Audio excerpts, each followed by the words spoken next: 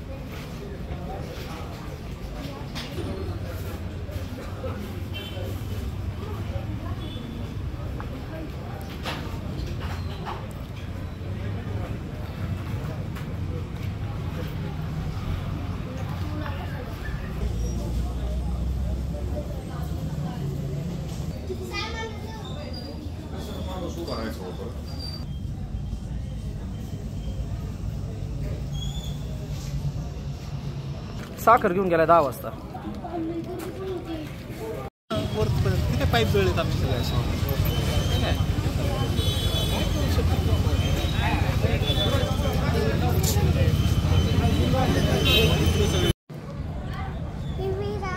खामकर मामाचं मॉल हे स्मार्ट किती छान होतं.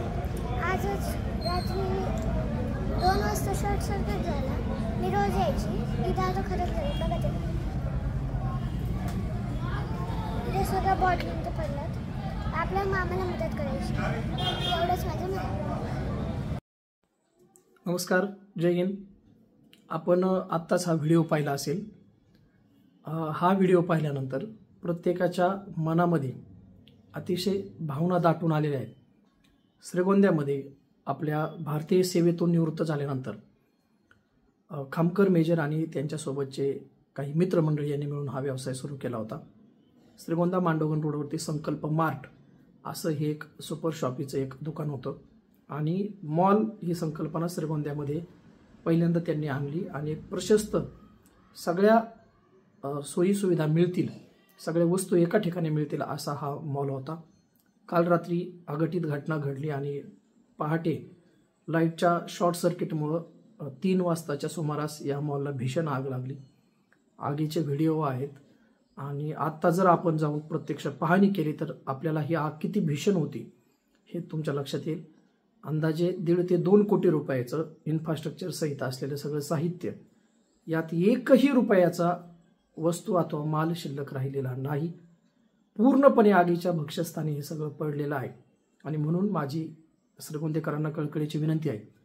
मी माझ्या पद्धतीने मदत आम्ही सर्वजण करणार आहोत. माझी जी मुलगी वीरा ही काल रात्रीच 10 वाजता तिथून साखर घेऊन आली होती आणि जाता येता तिथं थांबण्याचं तिचं ठिकाण असायचं आणि म्हणून हा विषय आमच्यासाठी, आपल्यासाठी, सगळ्यांसाठी हा भावनिक विषय आहे.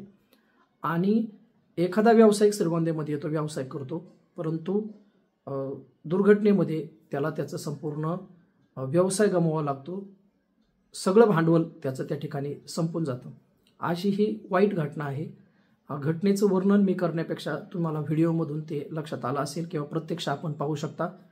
माझी एक श्रीगोंद्यात राहणारा नागरिक म्हणून माझी सगळ्यांना नम्र विनंती आहे, हात जोडून विनंती आहे की आपण सर्वजण मिळून या ठिकाणी खामकर मेजर आणि त्यांचे जे काही सहकारी आहेत धारकर यांचा हा संकल्प मार्ट, येस मार्ट नावाचा हा जो काही मॉल होता, हा मॉल आगीमध्ये पूर्णतः जळालेला आहे.